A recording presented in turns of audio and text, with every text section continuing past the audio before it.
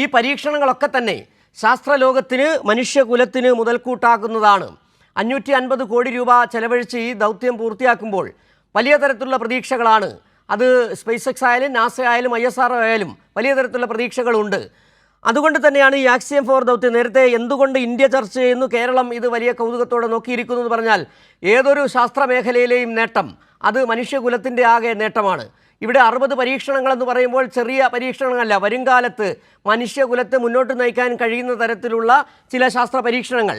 അത് നേരത്തെ പറഞ്ഞതുപോലെ ബഹിരാകാശത്തേക്ക് മനുഷ്യനെ അയക്കാൻ രാജ്യം പദ്ധതിയിടുമ്പോൾ, ISRO പദ്ധതിയിടുമ്പോൾ അതിനുള്ള ഒരു പരീക്ഷണ വേദിയായി, അനുഭവ വേദിയായി കൂടി തന്നെ ആക്സിയം 4 ദൗത്യത്തെ മാറ്റിയിരിക്കുകയുമാണ്.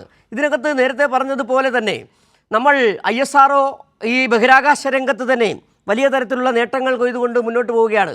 ചാന്ദ്രയാൻ പദ്ധതി ആയാലും അതോടൊപ്പം തന്നെ ഇനി വരാൻ പോകുന്ന ഗഗൻയാൻ പദ്ധതി ആയാലും ഒക്കെ ബഹിരാകാശ രംഗത്ത് കൃത്യമായൊരു സാന്നിധ്യം അറിയിക്കാൻ ഇന്ത്യക്ക് കഴിഞ്ഞിട്ടുണ്ട്. ഇപ്പോൾ ഈ ആക്സിയം 4 ദൗത്യത്തിൽ അതിൻ്റെ ഡ്രാഗൺ പേടകത്തിൻ്റെ പൈലറ്റായി ഒരു ഇന്ത്യക്കാരൻ വരുമ്പോൾ ലോക ശാസ്ത്ര രംഗത്ത് തന്നെ ഇന്ത്യ ഒരിക്കൽ കൂടി അടയാളപ്പെടുത്തുന്നു. രശ്മി. അതെ സിജു, നമ്മൾ നേരത്തെ പറഞ്ഞതുപോലെ തന്നെ നാസയുടെ നിലവിൽ ഈ ഡോക്കിംഗ് പൂർത്തിയായതിനു ശേഷം 60ഓളം പരീക്ഷണങ്ങളാണ് നടത്താനിരിക്കുന്നത്. ഇതിൽ ഇന്ത്യ ഏറ്റവും പ്രതീക്ഷ വെച്ചിരിക്കുന്നത് ഇന്ത്യയുടെ തന്നെ 7 പരീക്ഷണങ്ങളാണ്. ശുഭാംശു ശുക്ലയാണ് ഈ പരീക്ഷണങ്ങൾക്ക് നേതൃത്വം കൊടുക്കുന്നത്. ഈ 60 പരീക്ഷണങ്ങളിൽ ഇന്ത്യ US മാത്രമല്ല മറ്റു 30ഓളം രാജ്യങ്ങൾ ഈ പരീക്ഷണങ്ങളിൽ പങ്കാളികളാണ്.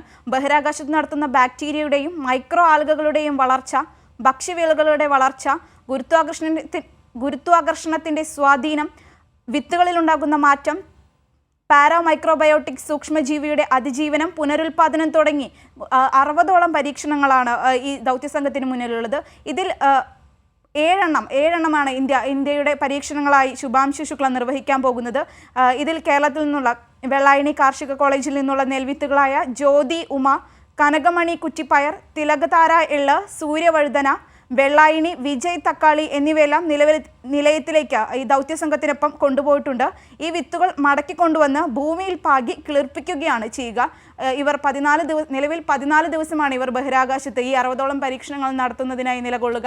ഈ 14 ദിവസത്തിന് ശേഷം ഇവർ തിരിച്ചെത്തുമ്പോൾ ഭൂമിയിൽ നിന്ന് കൊണ്ടുപോയ ഈ വിത്തുകൾ തിരികെ കൊണ്ടുവന്ന് ഭൂമിയിൽ പാകി മുളപ്പിക്കുകയാണ് ചെയ്യുക.